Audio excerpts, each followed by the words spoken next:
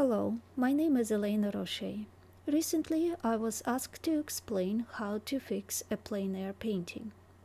If you like this video on how I teach and explain everything, please don't forget to click the like button, share this video, and subscribe to my channel. If you would like to submit your artwork for a free evaluation and feedback, go to elenaroche.com/contact. From now and until December 25th of 2023, I accept artworks to create video evaluations just like this one. And now let's take a look at this plein air work. I wouldn't look at it as fixing exactly. I would look at it as my advice on improving it, and in general, how to think about the landscape painting, not how to paint it, but how to think and go about it. Since I received my academic art training in painting and design, I will approach evaluating this painting from this standpoint.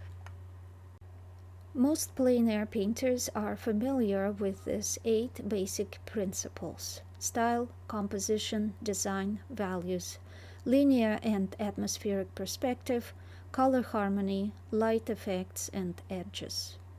Obviously, if this particular artist understood fully all 8 of these principles, we wouldn't be improving this work. The first principle, style, in this case plein air, more like plein air study, is important to establish from the beginning because there are certain expectations that come with plein air studies that are done on location. The next big thing is composition. In this work, composition is not very certain. That's a major contributor to why this work could be and should be improved. Composition cannot be improved without incorporating design and values. That is because all 3 are contributors to the main composition. Composition is a balance of main shapes in the work. Design is like the building blocks within those shapes. Values, or light and dark shapes, are also design elements in balance of light to dark. The 5th principle, color, needs to be ignored at this point. It is too seductive and distracting. We can't and shouldn't forget about color, but values are much more important, especially in the beginning when the work is developing. Here I removed all color and am left with values, building blocks, and main shapes. Now I can evaluate the composition better. You can see how bland everything looks, and the only things that stand out are the clouds and the cloud reflections. I am also going to zoom out to see how the main shapes are reading from way back. This is the equivalent of stepping way back from your painting and evaluating it from the distance. This is one of the reasons why plein air painters ideally should be painting standing up. That is, the ease of stepping back and looking at your work from the distance saves you a lot of trouble later. The problem with the values becomes more apparent when I extracted the values from various shapes within the painting, isolated them against the black background, and compared them to each other. You do see the contrasts between light and dark values, but the light values are all about the same, and the dark values are all about the same as well. And yet they come from different objects, from trees, from water, from reflection. This is not right. We should be able to easily tell which value belongs to which object because different objects reflect and absorb light differently. Therefore, the values will look different as well. In this work, it is not easy. If I didn't draw those connecting lines, you would be hard-pressed to figure out which value came from where. A successful work will capture the values not only correctly, but in the right proportion to each other, in the right amounts of light to darks. For centuries now, from the masters to today's designers, artists follow a certain formula. They follow it loosely, not super precisely, but nonetheless, Most successful works conform to this formula. There are 4 basic tonal plans. Get your work fit into one of those and you can't miss. It seems to fit better with the 3rd plan, but it also becomes obvious what the improvements should be. The darks need to be darker, the lighter gray and darker gray need to be more visible. Right now they're too close together, and the whites are just fine. I will keep this in mind as I start to dissect the composition. The composition seems to have stripes coming through it. That's the very beginning steps. Those stripes seem to be forming 3 almost equal sections in the painting. The main shapes that are very easily visible in the painting seem to be all pulling in one direction toward the reflection of that bush, where the horizon line comes to as well. So since it feels like it's pulling that way, it's a kind of movement. Then I'm noticing a balance building up between the bush and its reflection and the rocks in the lower right. It is echoed by the reflections in the distant shore.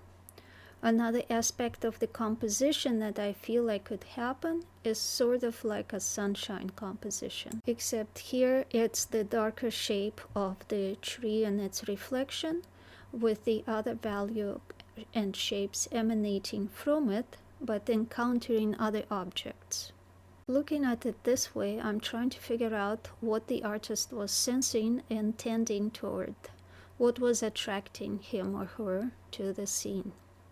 Since the composition is still not very certain, I'm going to abstract all the main shapes and see what else I can pick up on. And it feels pretty bouncy all over the place.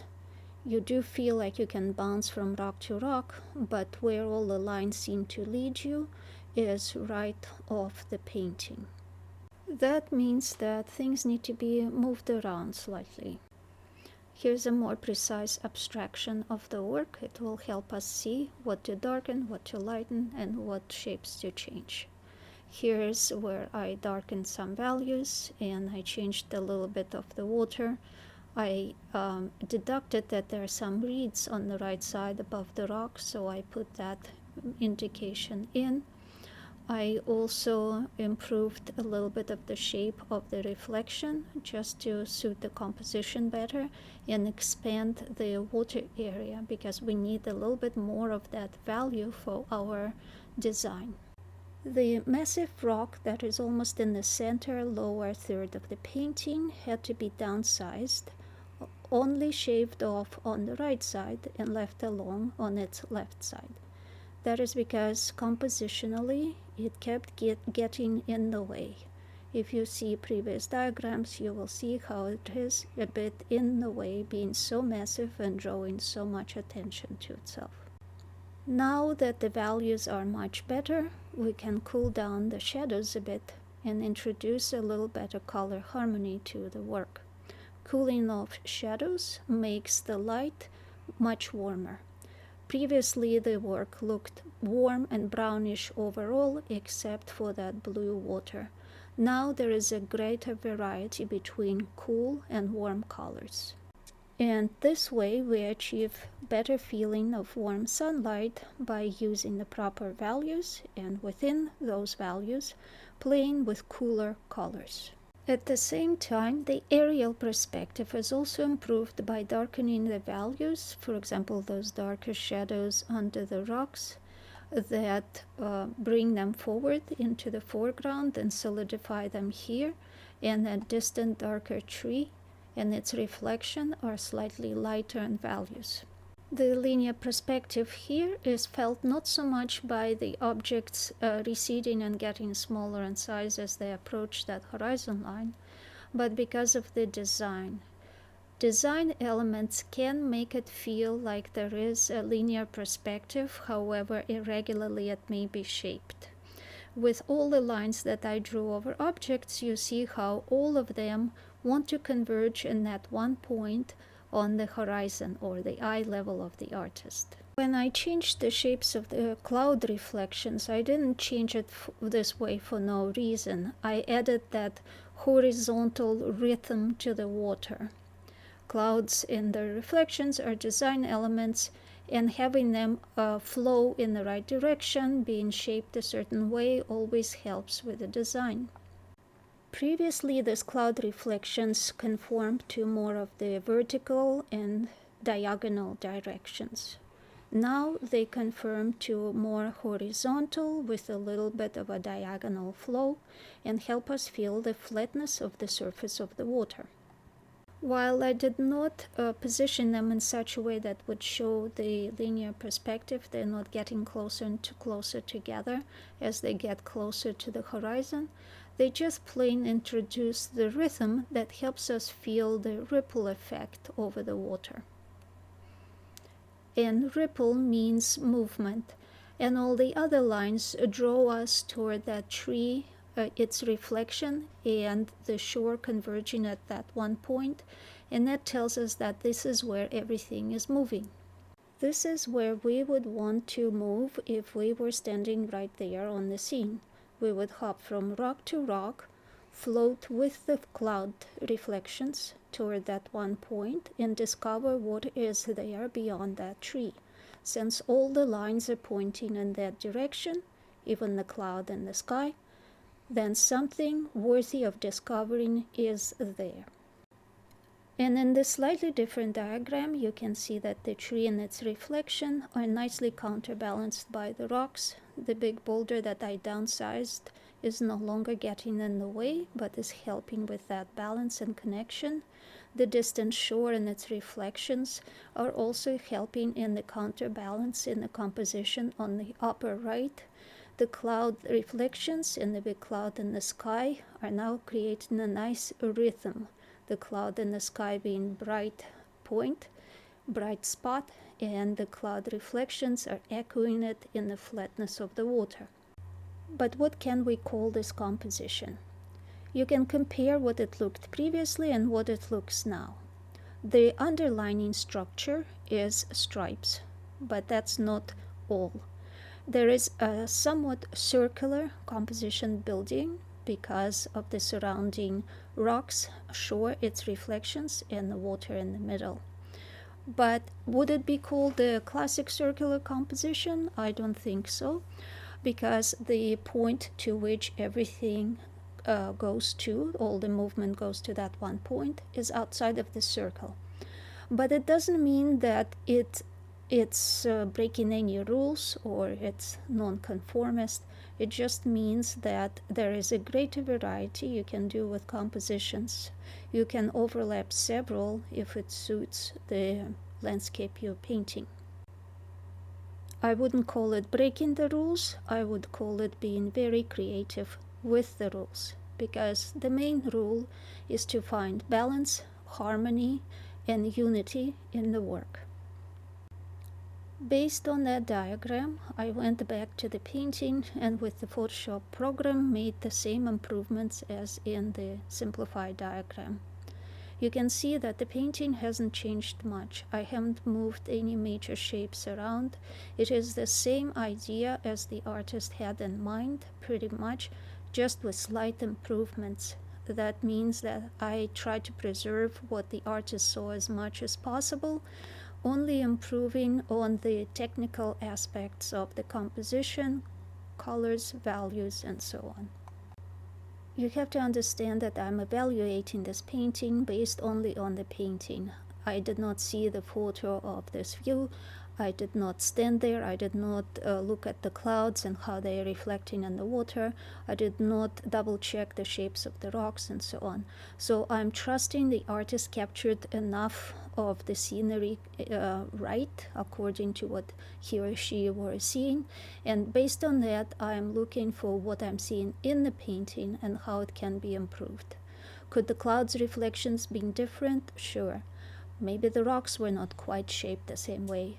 Maybe the reflections did not extend the same way. I cannot know because I was not there. All I'm going is by my experience of painting on locations, how things work, but mainly what makes this painting better from the standpoint of composition.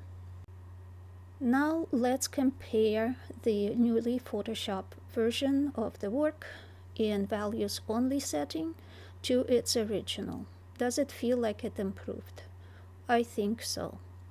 The rocks come forward more, everything in the distance seems to recede, the reflections have felt really well, and the cloud is the brightest spot in the painting. Now how would that compare to the 4 basic tonal plans? You can see that the darkest grays are taking up majority of the space in the composition of this painting. The darkest darks are but little accents here and there, take up the least amount of space.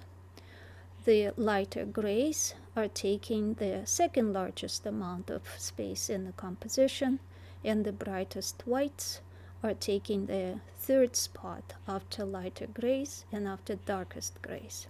So the balance between light and darkness, lightest whites and darkest darks is captured really nicely. I hope now you can see how the values are really inseparable from composition and design. Now let's take a look at the edges. One thing that the artist did really well in this painting is the edges. It's a lot of loose brushwork, nothing is super precise, but the precision of values would improve it. It would tighten it up. So this loose brushwork can absolutely stay. It doesn't have to change. What does need to change is its approach to values and slightly cooler colors in the shadows. These are the basic improvements to this work, based strictly off of the original work. Since I haven't been on location, I haven't seen this view, I cannot improve on it any further. I hope you get my point. It is not how to paint or what to paint, not what rules to use and which ones to break, not what composition to use. It is about how to think about what you're looking at, how to understand it, and portray it most effectively. Plein air painting is not an easy task. This artist obviously loves nature and loves painting. Otherwise, he or she wouldn't be sitting out there exposed to the elements for a couple of hours. And I know no better way to portray this love but through interesting design, balance among shapes, harmony with colors and values. That is the very essence of love. I'm Elena Roche. Thank you for watching and asking questions.